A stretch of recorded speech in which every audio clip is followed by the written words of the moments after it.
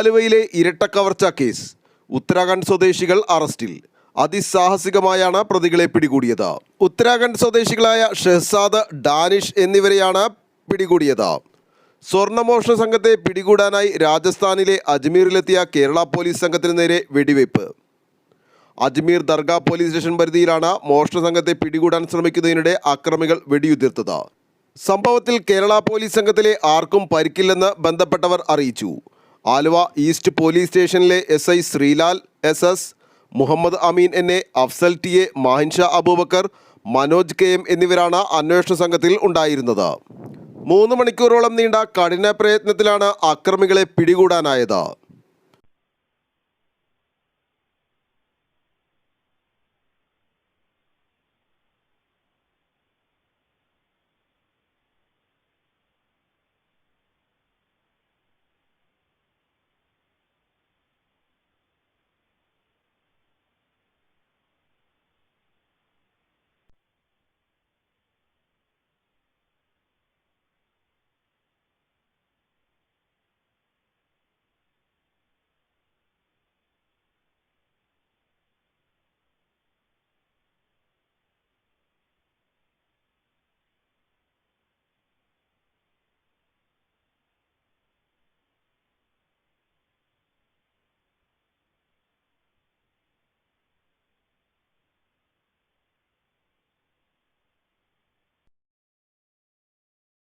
Aluva live ന്യൂസിനു വേണ്ടി സിദ്ദീഖ് കാരക്കാടിനൊപ്പം സനൂപ് കളമശ്ശേരി.